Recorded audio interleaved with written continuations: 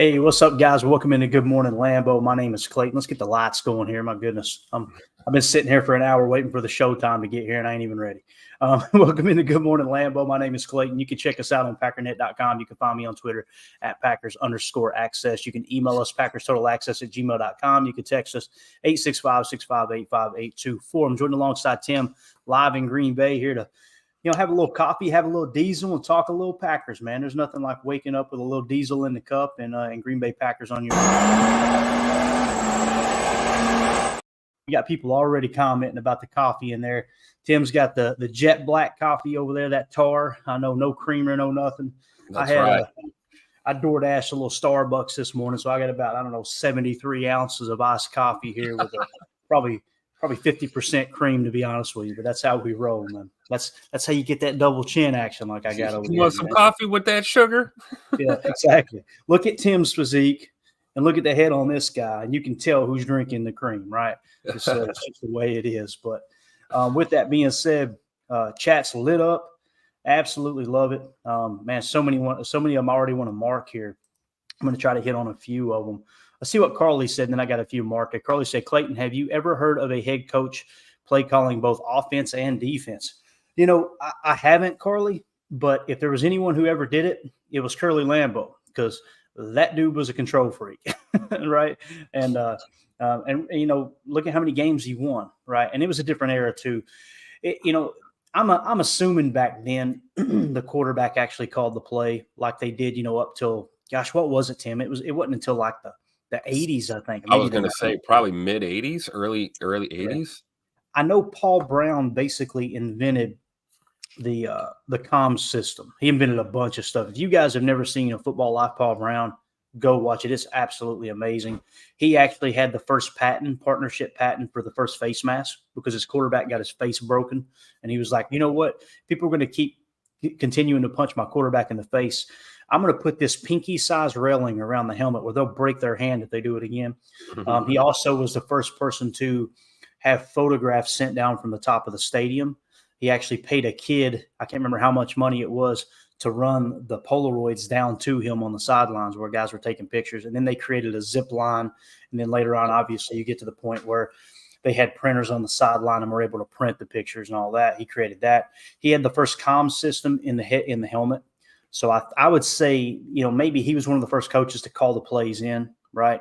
But when you think of way back in the day, the quarterback had to call the play. It wasn't, hey, let's run to the sideline. Hey, coach, what do you want? Wasn't that type of thing. So as Mandy comes back in the room with her Mickey ears here, but with that being said, I don't know if I've ever heard of that. Bye. Have a good day. I love you, Carly. I don't know if I've ever heard of anyone calling both sides of the ball. So it's an interesting question, though. Somebody should do some digging on that. That would be fun to find out for sure. Let's see here. Doug in the chat. Everybody's kind of talking about the coaching staff right now. So let's kind of hit on it before we get into our topics. Doug says, was thinking, Matt LaFleur said he didn't have a replacement for Joe Barry. I mean, Bisaccia was interim head coach with the Raiders and assistant head coach here. Is DC such a special skill set? Not glowing comment on Rich Bisaccia. One of the people that comes to mind, it's funny, he gets mentioned in the chat here. Bill Belichick actually started off on special teams and worked his way into the defensive side of the ball. And he actually has a lot to do with the offensive game planning aspect too. Like if you go watch a Football Life Bill Belichick, it walks you through an entire season with Belichick at the helm, and you can see him and Brady game planning the offense that week. So he's got his hand in everything. He really does. It's just he's kind of that firm believer that a football coach should be able to coach anything. I think history would dictate not everybody can do that. So for me, it would be a soft no with Bisaccia. But the thing about Bisaccia, look how bad the special teams are this year. I mean, they're not as bad as they were before he got here. We got to give him his credit where credit's due. But they're like a bottom 5, I think, bottom 7 special teams. So to just think, okay, he's not even really mastered that special teams room while here in Green Bay. I have a hard time believing he could take over as DC. So Yeah. that I don't think he's called a defense since college. Also, Yeah. I believe. Yeah, I have no idea. And some of those guys, like you're kind of alluding to, Tim, and that may be the case with him. They kind of hop around. They'll call different things. Like Brandon Staley, I think he was a DC, but he calls the offensive plays. It's something weird like that. Which you see how that went with the Chargers. Yeah. He's now looking for a job. He's got the resume out there floating around. So, Well, don't tell Matt LaFleur. yeah, that's the thing too. There's some people going, "Yes, bring me that," and he was a great DC, and I'm going, "Man, that's the same." It's the same system. Argument about bringing in Barry. You're setting yourself up for failure again. Now, listen, he could come in and spark something. I'm not saying it's impossible, right? I would rather go, okay, if and when you make the change at DC, you should try to find a defense that's doing this right now. Not one like with Staley and the Fangio system. It's kind of at this point right now. Some would suggest it's on its way down. And there are some analytics, if you believe in DVOA, that's something that's kind of showing, man, all of those defenses are struggling outside of Fangio in Miami. But Fangio does a good job of keeping it very multiple too. So it's going to be fun to dig into. Once the season's over, what we're going to try to do on this show is not just get into Mount Rushmore talks and what's your favorite food, although we get that stuff sometimes. It kind of gets, softly interjected into the conversation with us. But we're going to try to, as soon as the season's over, when they make a decision, if Barry is gone, and I say if because people are making it sound like it's a slam dunk, guys. Don't be surprised either if he comes back. I mean, just based off of what you see on the tape, it's like, okay, is it the players? It's the coaches. A lot of people got angry right now and said, it's the coaches. I've got to agree at this point that they definitely aren't making the players better. No one, I don't think, could make that statement. But I wouldn't be surprised if he sticks around either. I hope they make a change. That's me personally. But it's got to be a change of finding a defense, like you said, that's on that uptick. And it's got to be a young, bright mind within one of those defenses. That would be my choice. So you can get the next great up-and-coming coach, right? The one that in 2 years, teams are wanting to get him off of your roster as their head coach. That means your defense excelled, right? So what were you going to say, Tim? Oh, I was just going to say, whoever it is, you're right.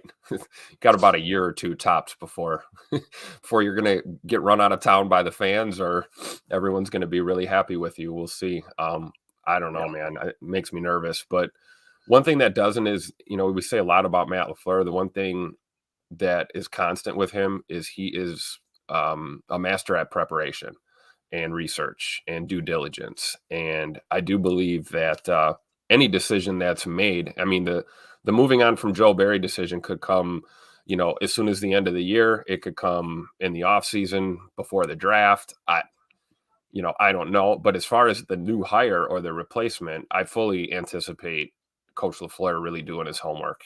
And because he knows that's you can't screw that one up, guys. Like, whoever it is, it better hit a home run this time.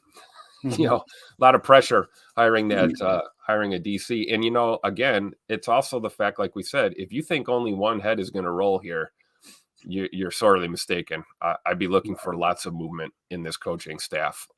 So it's also position coaches that we'll be looking at as well. But I do trust that Matt LaFleur is going to be prepared, and he's not going to make a decision based off of popularity or, anything superficial. It'll be rooted in substance. And hopefully he makes a good hire this time around.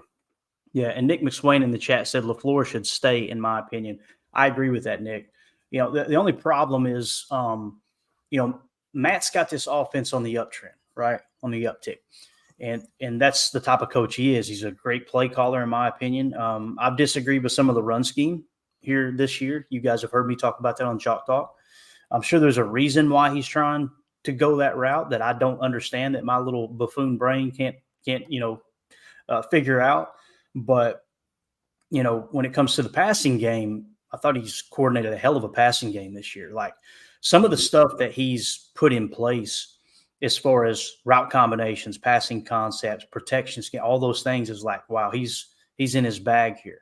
Yep. Some of the reverses, I know people got tired of it the last game, but some of our most explosive plays came in that very game. And then by the end of the game, people were going, stop going to it, stop going. It's like, heck, it worked in the first half. You can't, if he gets away from it and doesn't run it again, hindsight's 2020. If he gets away from it, doesn't run again, people go, why didn't we stay with the reverse? It was working. So I've been guilty of that too, right? I think one of the things we notice, especially doing film, is like how many times we've seen this year, we're breaking down a play and you look at multiple targets running butt naked through the trailer park. And it's like, oh, he could have threw it here. He could have went here with it.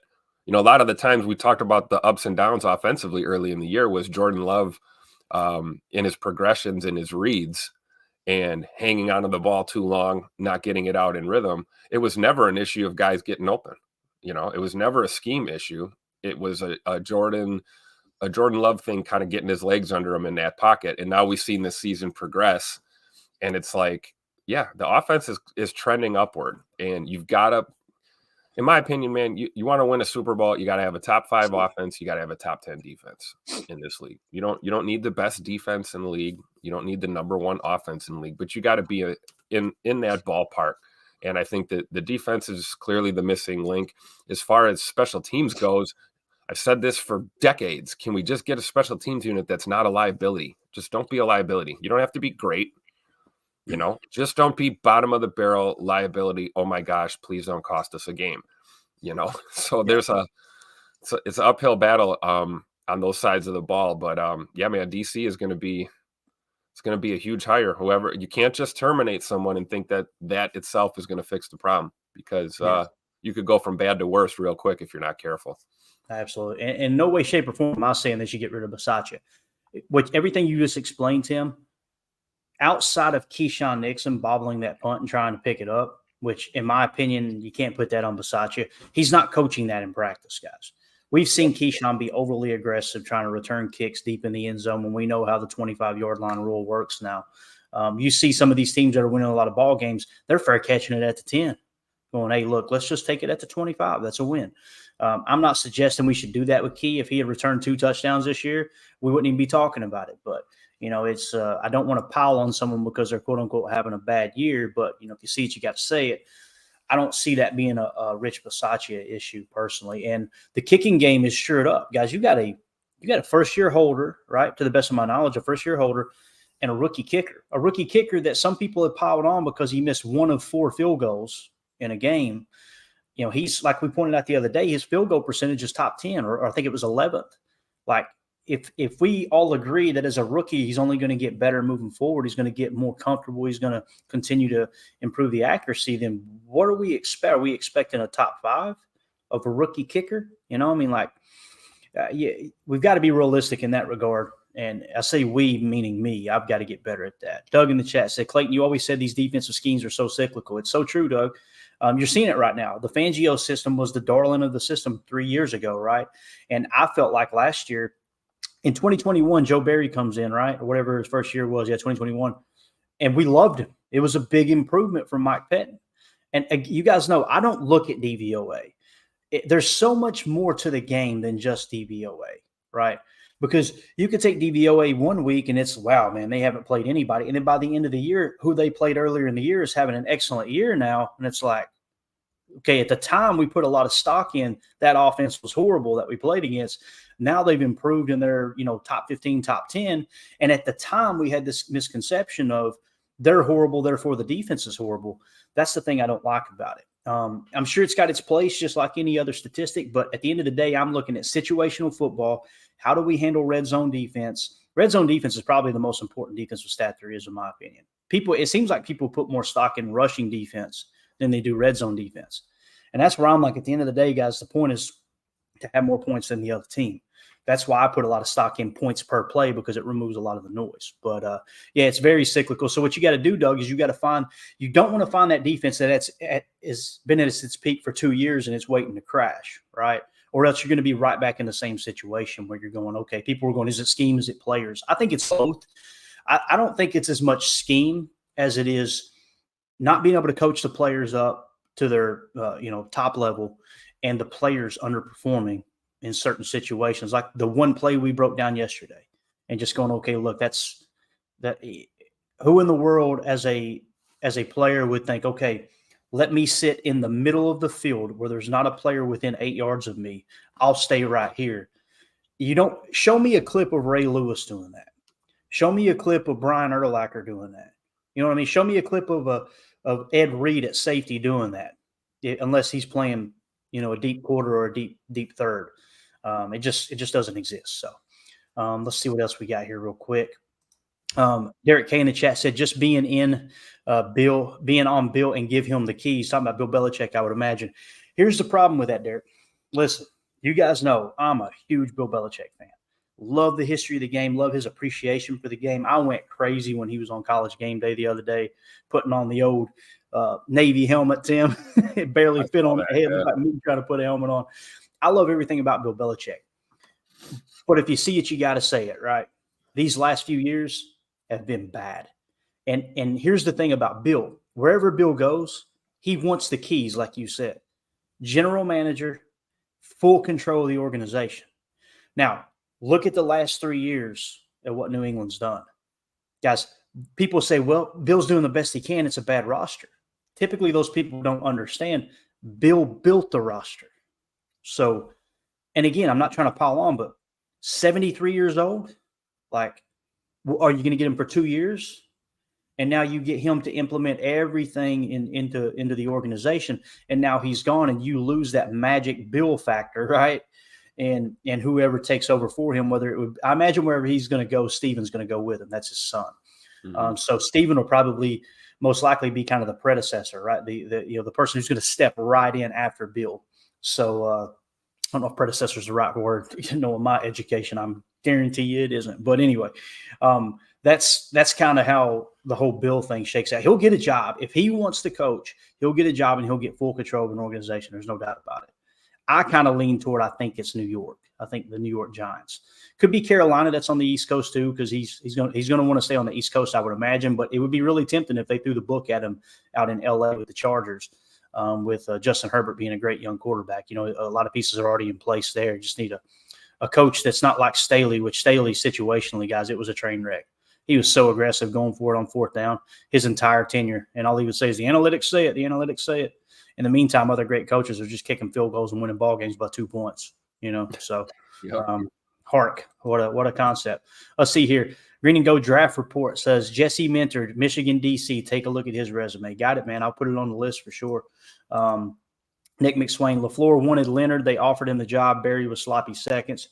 Yeah, he definitely wanted Leonard as his first choice. I'm not as sold on Leonard. Here's the question I always ask people that are really excited about Leonard. And again, I'm very ignorant in this topic because I haven't dug into Leonard.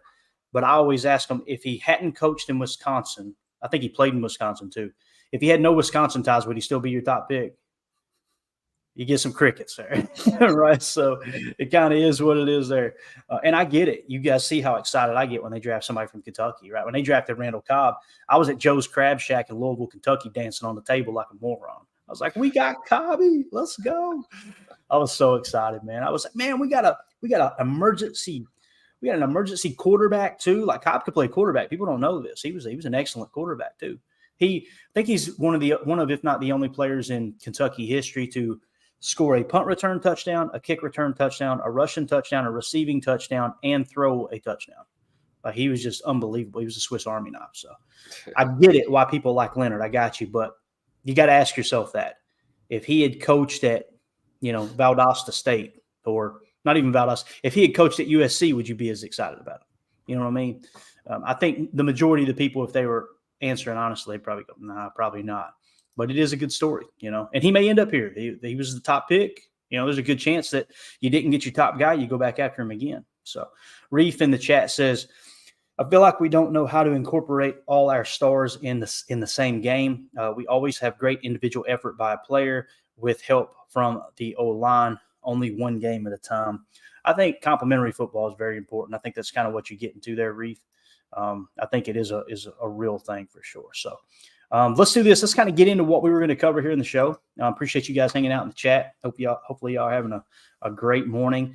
So we had some stuff we covered yesterday. If you guys can remember, we hit on this tweet from, I think it was Jacob Morley, who said Jaden Reed is one of two NFL players to record 100-plus rushing yards, multiple rushing touchdowns, multiple 50-plus yard receptions, 500 plus receiving yards, 6 plus receiving touchdowns. Christian McCaffrey is the other player. Tariq Hill is the only other rookie to ever do this. So Jayden Reed has done something that only Tariq Hill.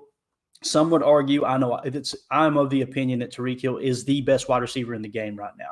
I know Tay is unbelievable. He's right up there too. But Tariq has physical ability that Tay doesn't have. It's just really that simple. That dude is phenomenal. He is a game tilter. So we talked about that yesterday. I got a YouTube comment last night, okay, on the stream after the stream was over. And this is from Nate Reiners. Appreciate you, buddy. Thanks for reaching out. I love it when people bring substance like this to the comments rather than just, hey, you should do this different. Hey, you should do that different. I like it when people kind of bring something that we can use on the show.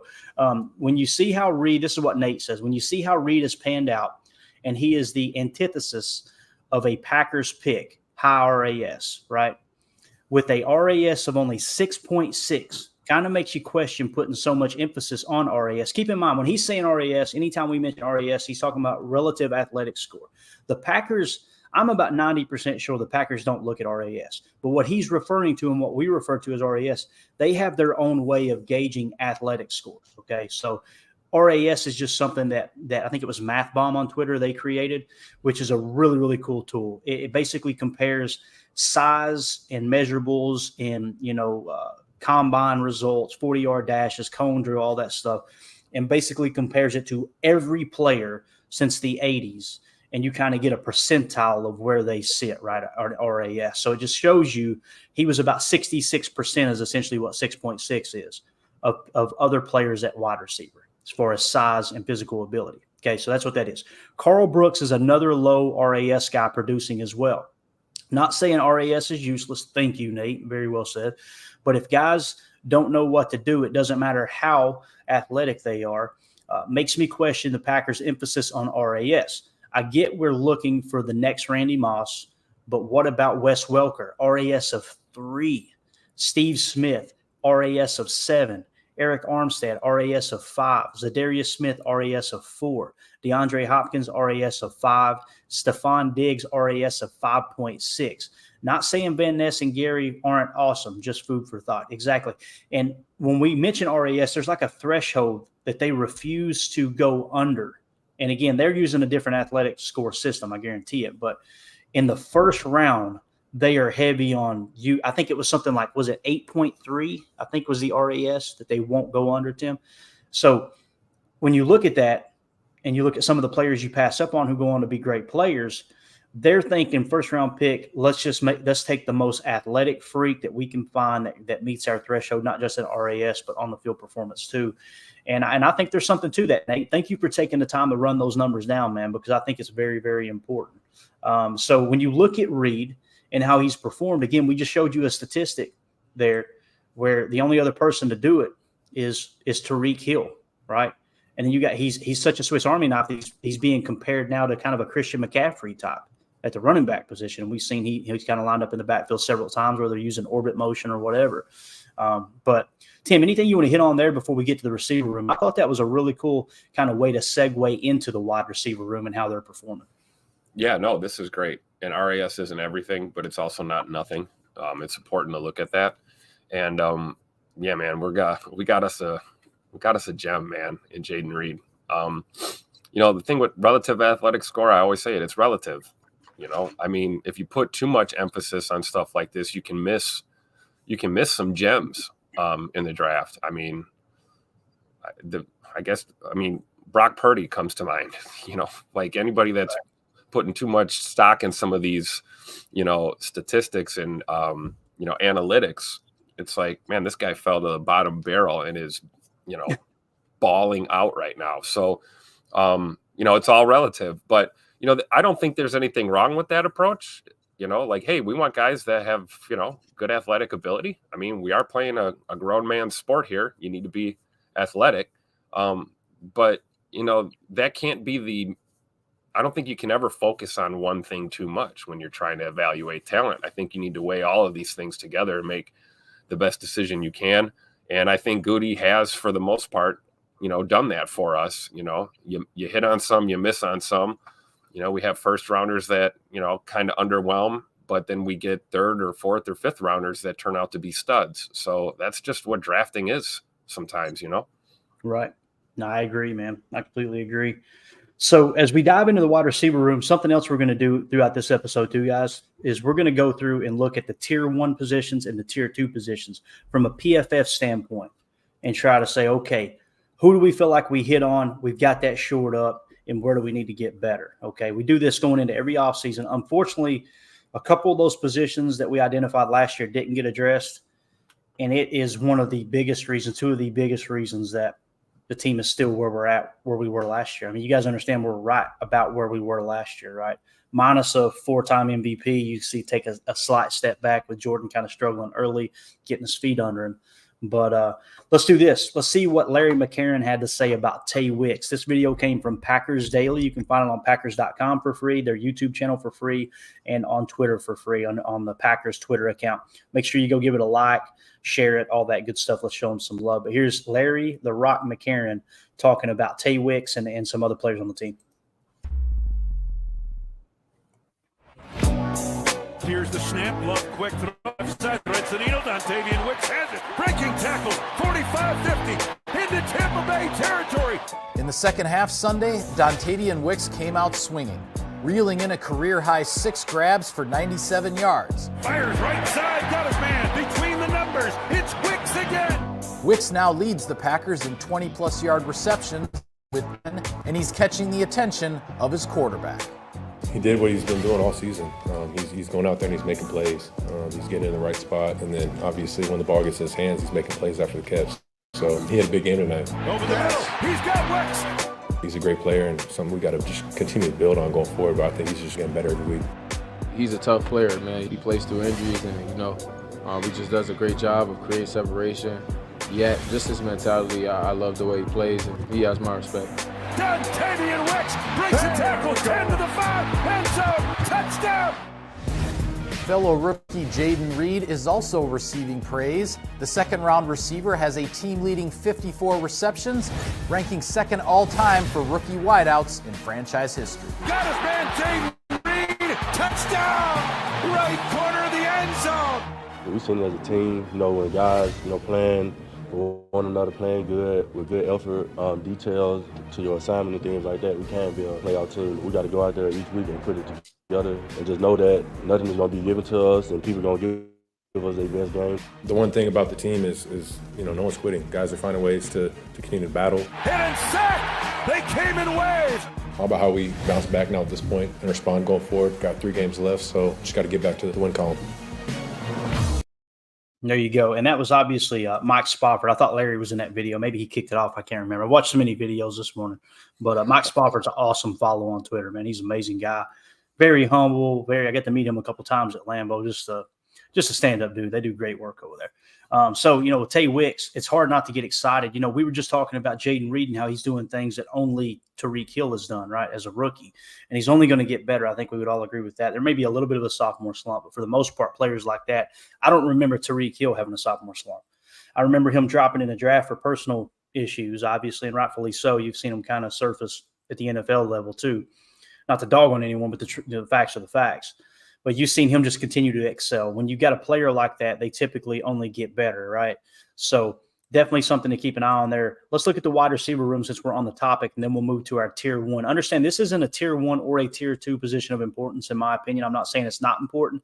It's just I come from the school of Bill Walsh. I've studied a bunch of stuff that Bill Walsh has read, has wrote and taught on before he passed away there, obviously way too soon. He says wide receiver is the last piece you put in place. Goody comes from that same West Coast tree, right?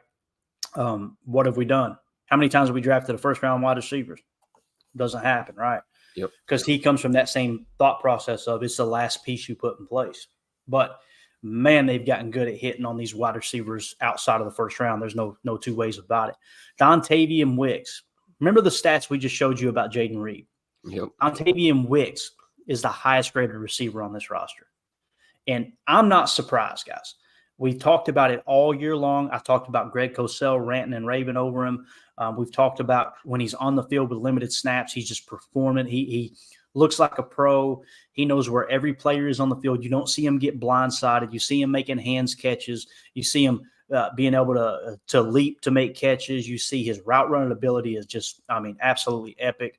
Looks like a young Tay out there with his release package. 76.3. Jaden Reed, second at 70.2. Christian Watson, 69.1. Romeo Dobbs, 68.8. Then Bo Melton, 68.1. Malik Heath, 65.0. Samori Torrey, 64.4. For us going into this year going, man, this is a young, unproven wide receiver core.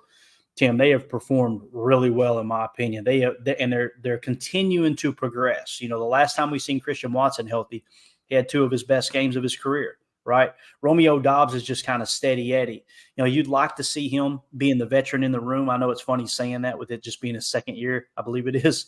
You would like to see him kind of leading the pack, but that's okay, man. He's still contributing. So essentially, when you look at it from PFF standpoint, right, and I didn't pull the SIS passer rating when targeted.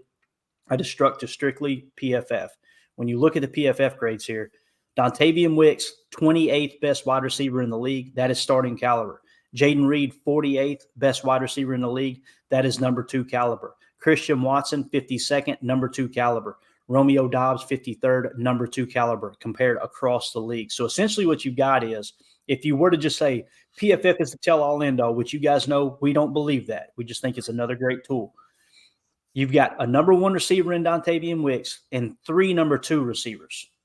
Tim, that's exciting, man. That's that. And what does it show on what we see on the tape, man? They're moving the ball around. They're spreading the ball around like they've got a roster filled with number 2 wide receivers. It's just, this is mind-boggling, man. Like, Goody has done such a good job with this wide receiver room, man. Yeah, absolutely. And it's refreshing to watch this offense.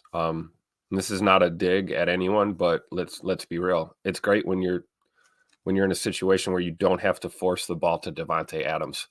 Yes. We don't have a bona fide number 1 right now, in my opinion, like that we could say. I mean, if we look at the numbers, you're right. Tay Wicks comes to mind, Jaden Reed comes to mind, but this offense clicks at its best when that ball is getting spread around. I mean, you look at the different completions Jordan Love has had to different pass catchers on this offense. That's where we're going to find success. And I think, you know, the standouts or the number 1 guys they'll emerge and, you know, present themselves here. You know, receiver is a tough thing. Like I said, it's kind of a rare occurrence to have a guy like Jaden Reed just come in and play at a high level right away. And then to think that we've got Tay Wicks doing the same thing at the same time, you know, makes you feel really good. And, you know, wide receiver, you're right. It's probably that last piece you got to add, because your wide receivers don't mean much if your line is bad. And, you know, we talk about how these things go hand in hand, but I really think that's the formula going forward. Is we don't necessarily need that you know, bona fide number 1 receiver to find success. And, you know, we talked about Jordan building a rapport with, you know, Dobbs, and he's got a really good connection with him going back, you know, even to last year. It's like, but yeah, look where the targets are going, though. I mean, this ball's getting spread around, and I love Jordan's mentality. You know, he's got a very short memory when it comes to drops or mistakes, and it's, you know, hey, let's get it again. You know, great example would be Malik Heath last week. You know, you fire him 1 touchdown, they take it away from you.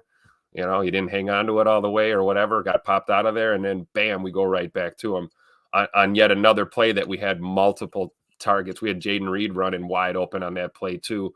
You know, that's where it gets hard. You know, if you're scheming against this Packers team, oh, we got it. Let's double on Reed, and then you get lit up by Wicks, you know, or let's send help towards Wicks. Well, then you get lit up by Dobbs or Watson. It's, you know, this is the type of approach we need to take. It's pass catcher by committee, targets by committee. There doesn't.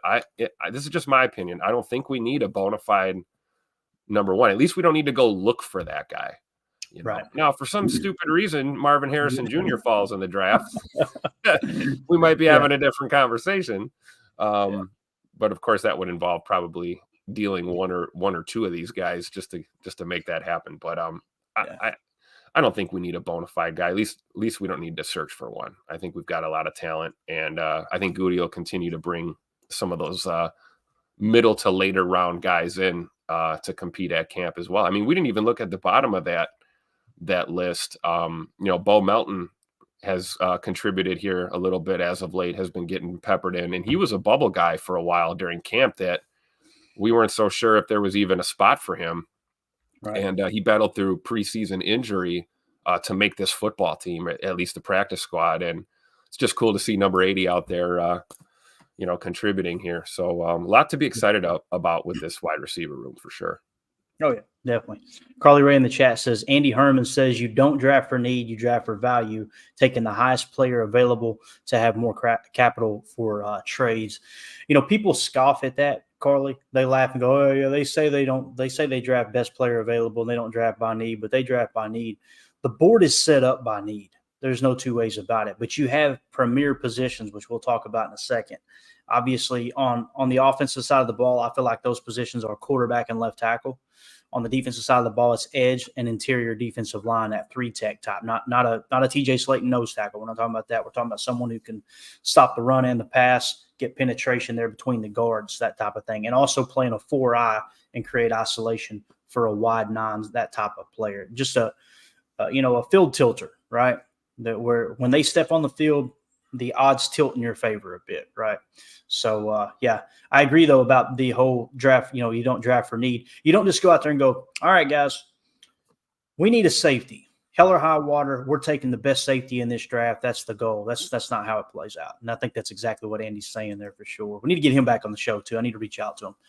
Ron Sandville in the chat said, when I went to a few early season open practices, I was wondering why they were keeping an injured receiver that never practiced on the roster. Now I can see why.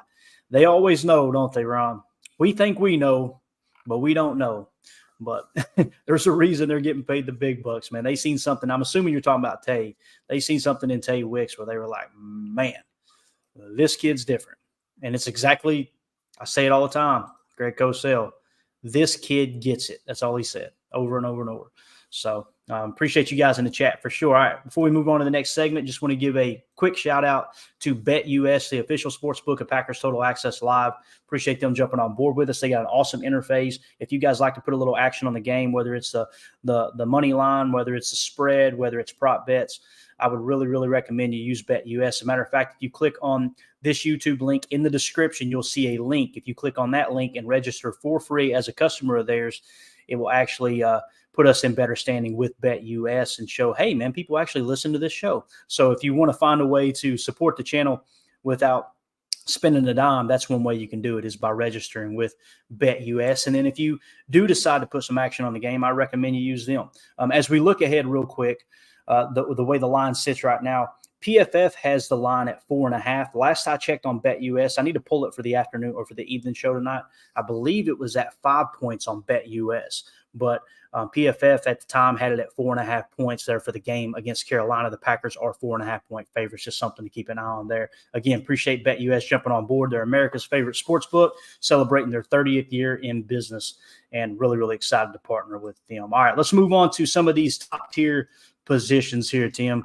We talk about it every year. You'll hear me say tier 1 of importance. Some people refer to it as premier position. That's probably the more professional way of saying it, but I'm so old and set in my ways, I will always say tier 1 of importance because it's harder to say and I just make things hard. That's just how I roll. So quarterback, Jordan Love, right off the top of the bat, we know this is the most important position on a football team. I don't think anybody would argue with that. Jordan Love currently grading out 77.1, right there with where he graded in the Philly game last year. You're seeing this is kind of that baseline, right? Now we want to see him improve. He's grading out as the 18th best quarterback in the league. You guys know I've been very vocal here recently. I feel really comfortable moving forward with Jordan as the quarterback, but the same they did with Brett Favre. When Brett Favre was here, they were willing to go draft Aaron. The same, and people go, well, Brett was old, Clayton. Hold on a second. Aaron Rodgers, when he just took over as a starting quarterback, they drafted Brian Brom in the second round. Why is that? Greg Cosell 101. There are 2 drafts every spring.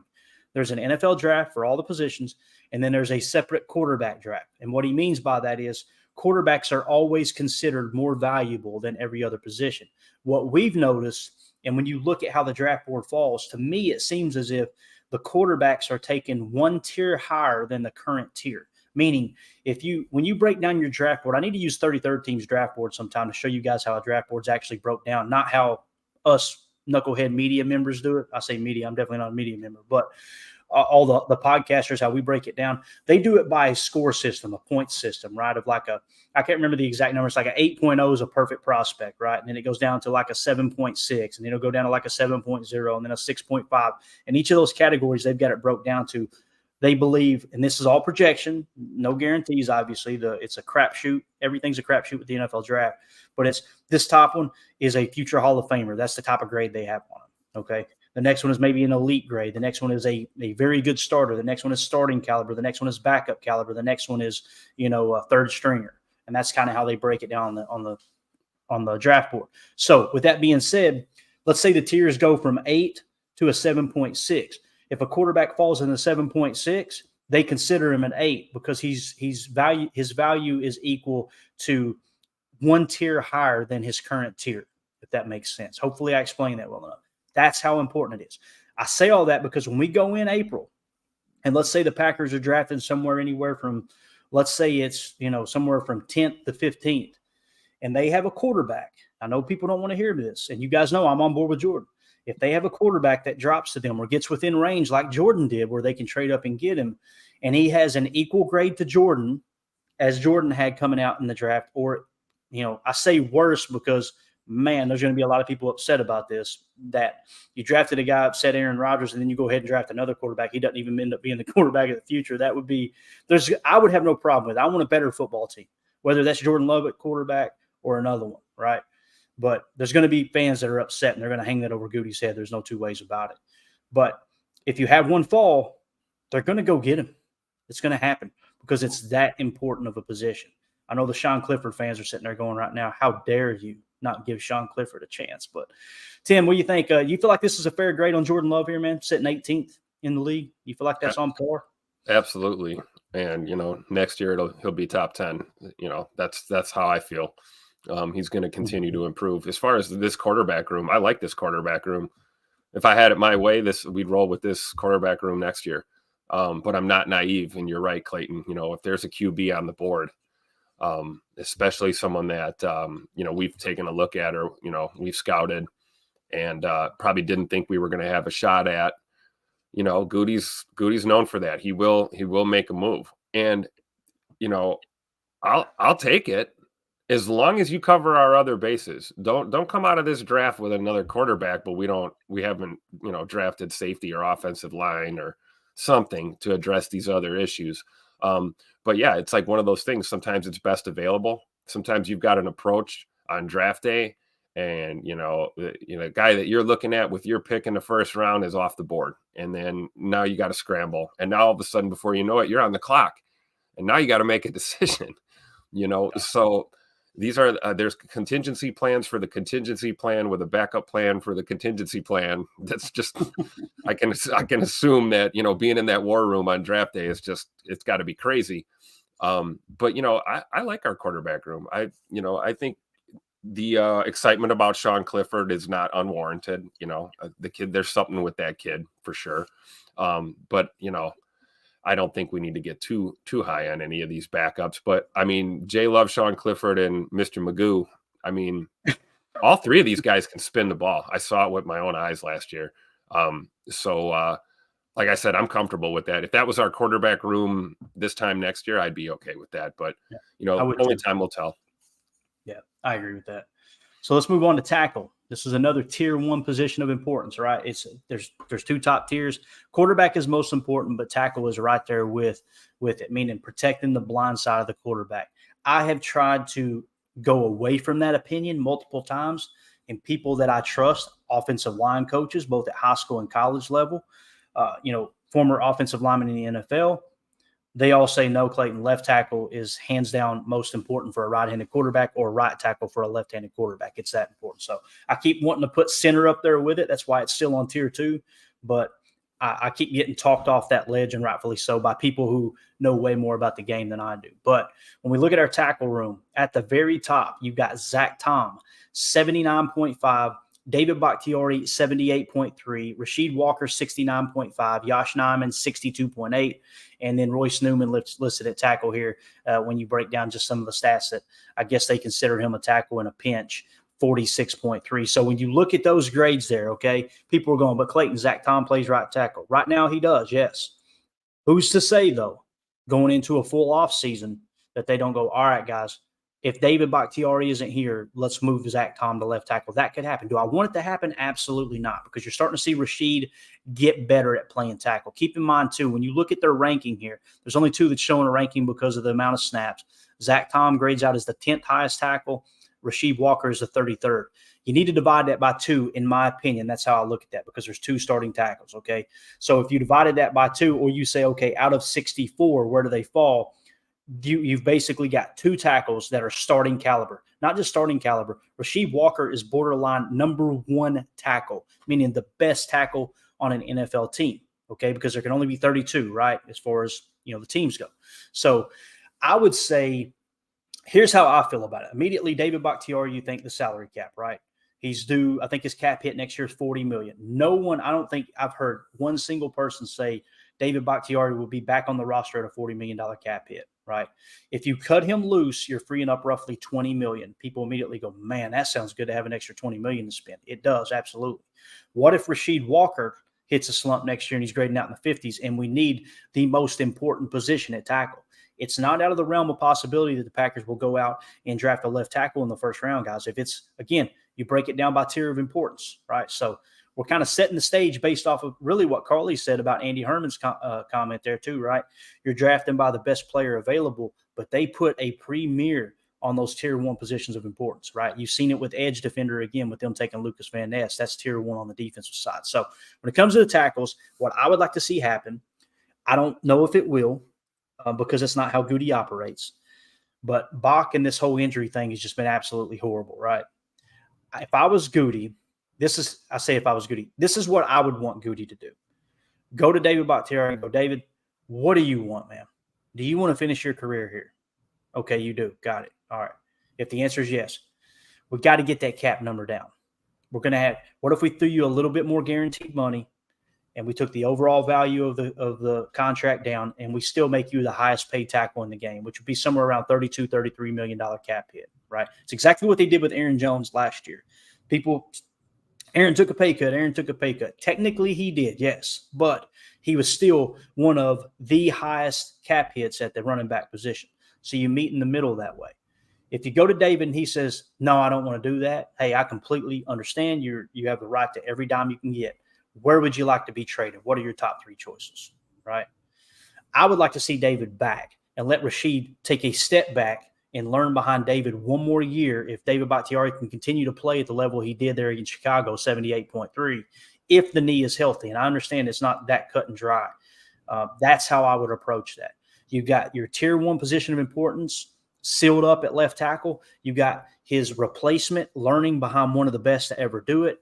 You do it in a respectful way. You go to Bach and say, here's where we need to get the cap number down to. And if he says, no, I'm worth every dime, then say, I agree. Well, where do you want to go? Now, if he plays hardball and says, I just want to go to this team, then that's where things might get ugly, and that's where a business becomes a business. But you try to handle it the right way on the front side.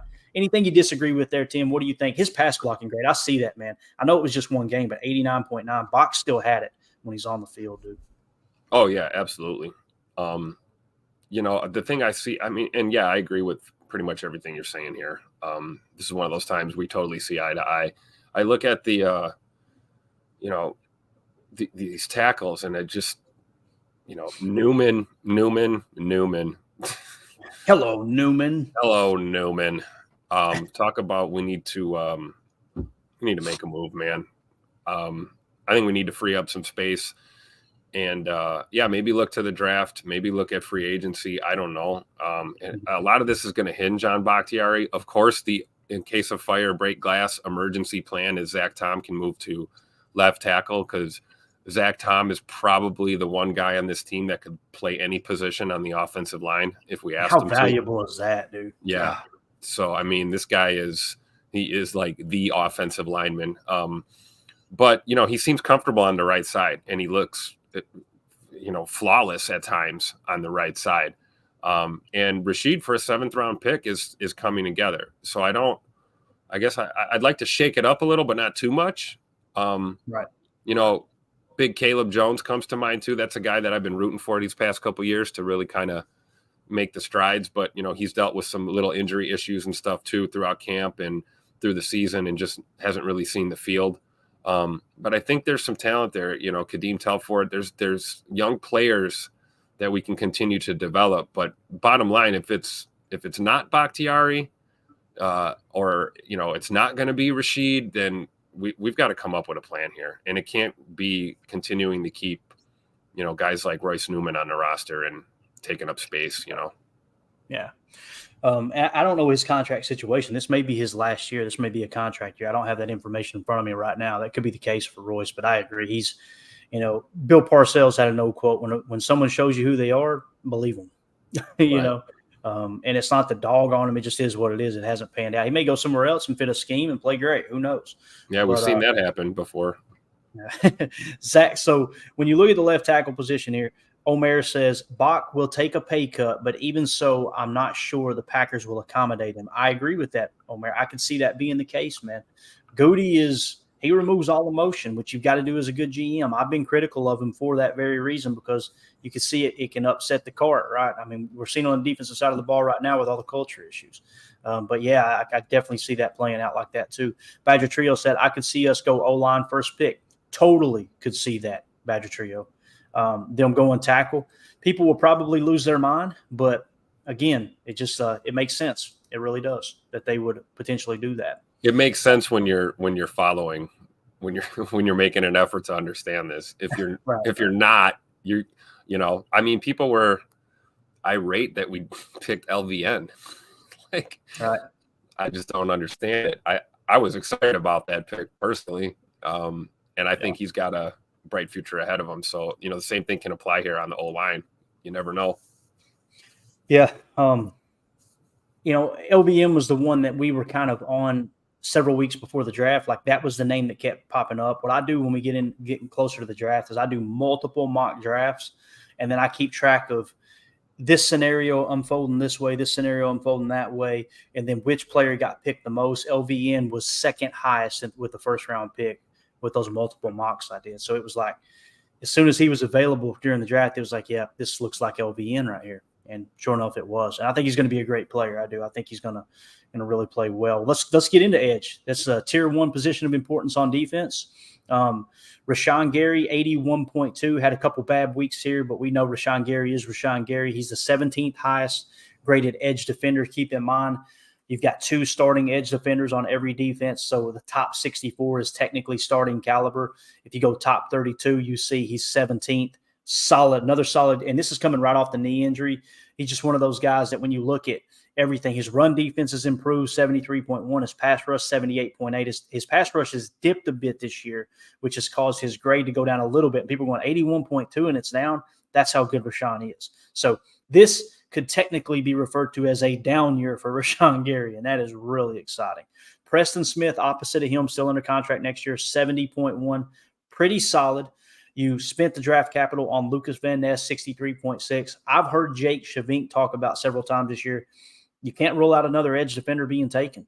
If you can land another Rashawn Gary, right, and people are going, what are we doing? We need 3 of them. You guys look at the rotational aspect of this defense, right? People were criticizing Matt LaFleur, and this was Matt LaFleur's decision. This wasn't Joe Barry's decision when you talk about what kind of rotation do you want at defensive edge. I say that because if it was an issue that Matt LaFleur disagreed with, he would be going to Barry or going to the position coaches going, no, I want a higher rotational rate than just the normal 65%. Oh, there it is. There it is. 65%. 65%. That's what we typically rotate 65% of the time, right? That you got a 65% rotation there at the edge defender position. So at least it was going into this year. We'll recalculate that at the end of the year. But again, you've got Kingsley and Igbare, 67.6, grading out as the 52nd best rusher. LVN as the 70th best at 63.6 as it sits right now. So and Brenton Cox Jr., 58.2. So essentially what you've got here, Tim, is you've got your premier edge defender already shored up. You've got Preston Smith, a solid number 2. You've got Kingsley and Igbare, who's a solid number 2, right? And a really good backup. I mean, a starting caliber backup, essentially, when you compare them, in the vacuum across the league. And then, of course, LVN is going to continue to improve. He's just outside of that. He is grading out as a backup edge defender right now, which we've seen Gary do the same thing when he came out. People were calling him a bust. Then he's ready to go, and boom, he blows up. JJ Enagbare, though, man, he's performed pretty well. I feel good about the edge room, Tim. I feel like there's no reason to try to reach just because it's a premier position or you got a freak with a crazy athletic score. I would like to see them not worrying about taking a potential edge in the first round, unless, of course, he's in the very top tier of their draft board. I agree 100%. And looking, we just went top to bottom. Let's look at the bottom here. Keyshawn Banks, Kenneth Odumegwu, Aaron Mosby, Bretton Cox Jr. At least 2 out of those 4 are worth really keeping an eye on here in their development, being Banks and Bretton Cox Jr., who's actually seen the field a bit. Kenneth Odumegwu, I believe this year the training wheels are off, and he's got to make this team. I think that's how that works, right? The first year he gets the guaranteed spot on the practice squad. So I think in year 2, I think he is eligible to be cut outright. So it'll be interesting to kind of keep an eye on Odumegwu and see how he's developed with this new program that the league has had. It may speak a bit to our position coach conversation as well. If we see a guy like that come to camp next year and is looking like he understands the game a lot more, clearly we're doing a good job, because that guy basically didn't know much about ball at all when he got here. Right. So I'm with you, Clayton. I don't think we take edge unless it's some, monster that falls in our lap, but I feel good about the edge room, and you're right, absolutely right. I think we've got at least another year, maybe 2 out of Preston Smith, depending on how it looks. And then JJ Enagbare, that guy you could probably spin around and point at 20, 25 other teams in this league that guy would probably start on. But it just so happens he's here in Green Bay with Preston Smith and Rashawn Gary.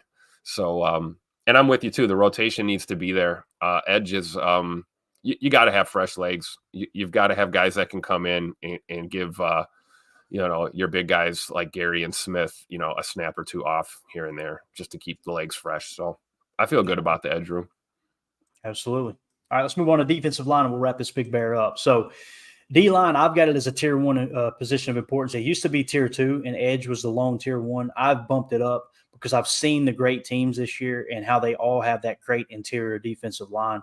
You've seen the Eagles, they doubled down again. They go and get Jalen Carter. Jalen Carter's been an absolute monster. Last I checked, he was grading out in the 90s on PFF.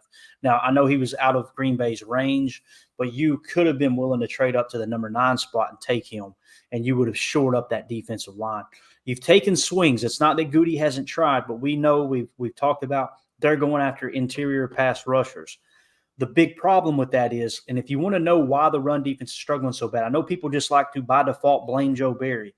Look at the run defense grades, guys. There's not a position that Barry has put this defensive line in. In some cases, they're playing one gap. Most cases, they're playing one gap defense, right? So it's not like they're asking these defensive line to do something crazy. When you look at their run defense across the board, you want to know why the run defense is so bad this year? Kenny Clark, 59.8. Devontae Wyatt, 49.9. TJ Slayton, 61.1. Carl Brooks, 43.3. Kobe Wooden, 48.4. Go to the overall defensive grade because it does matter. This is how they grade out. Kenny Clark, 67.6. That's 38th best in the league. Devontae Wyatt, 65.3, 45th best. TJ Slayton, 63.2, 55th best.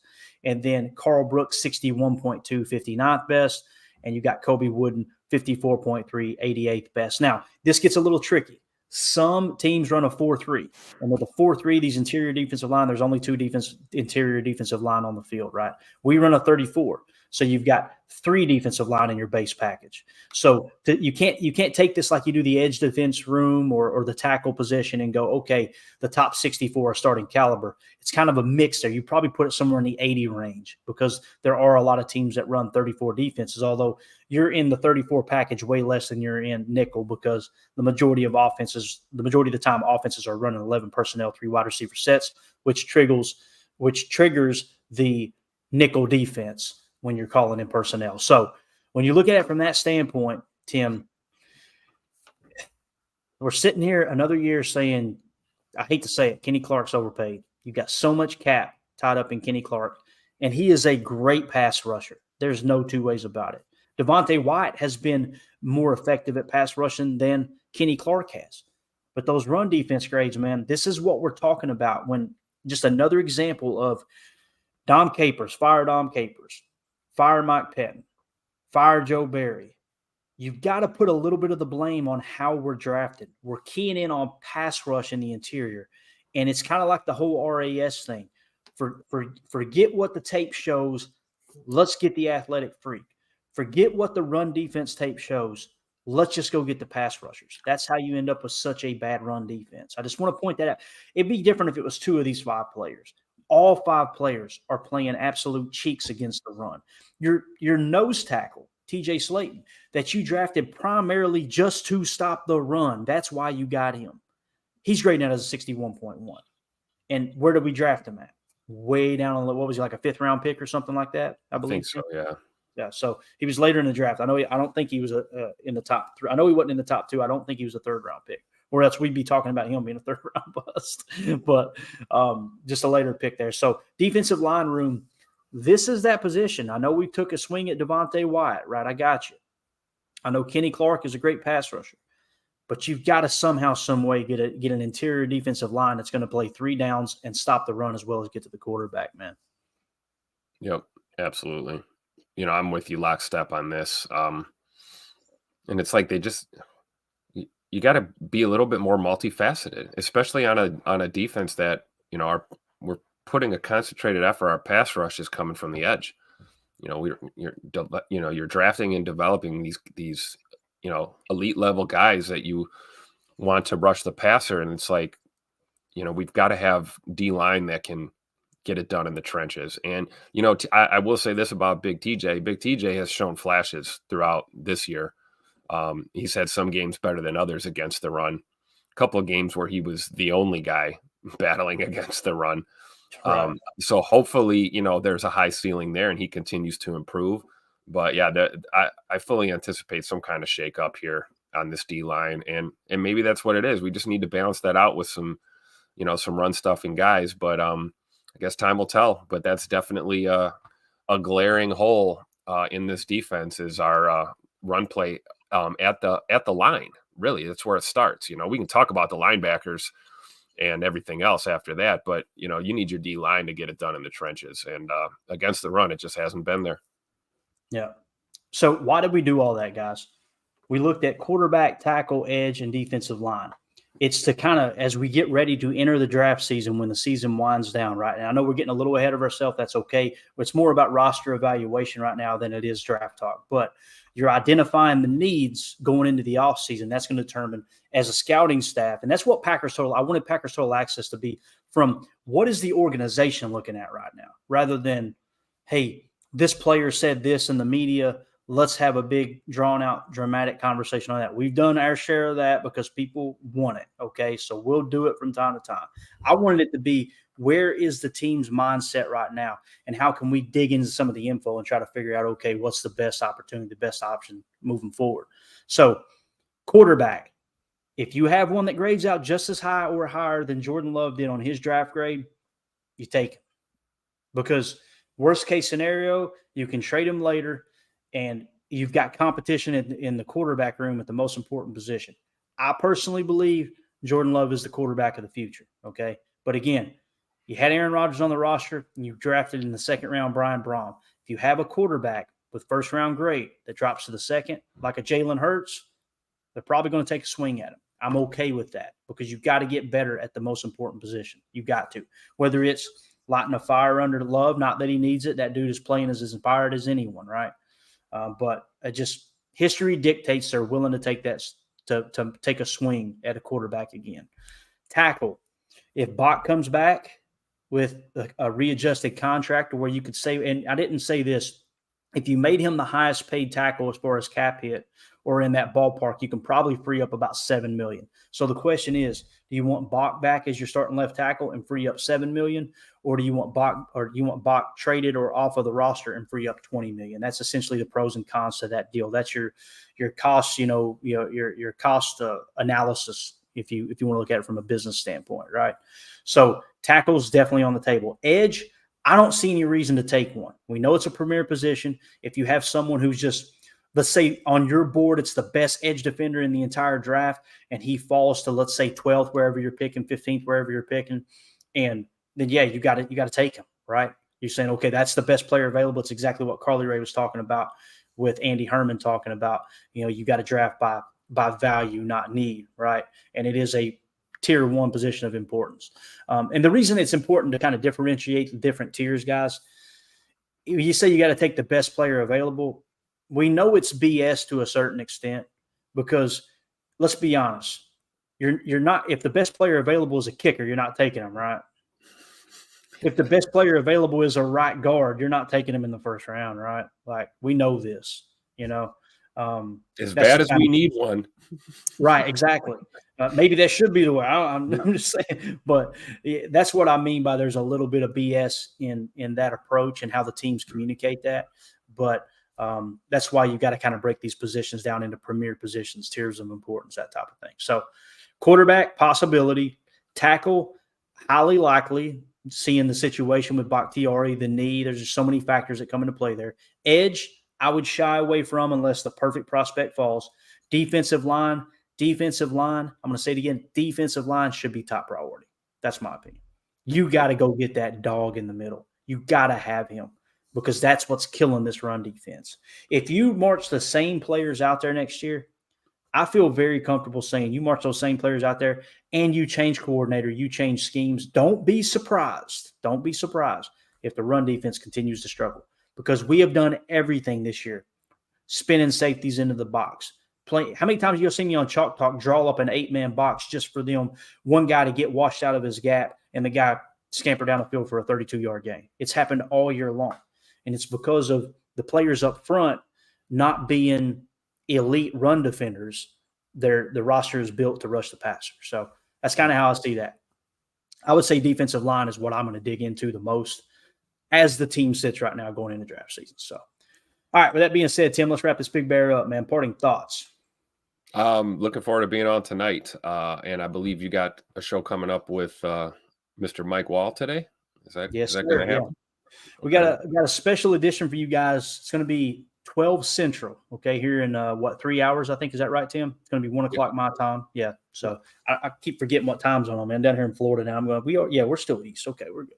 I don't ever know where I'm going to wake up and look at the watch and go, this phone right here saves my life. I look at it. It's the current time. Awesome. Rather than me having to figure it out. But yeah, we're going to have Mike Wall on at 12 Central, 1 Eastern. Just going to really kind of dive.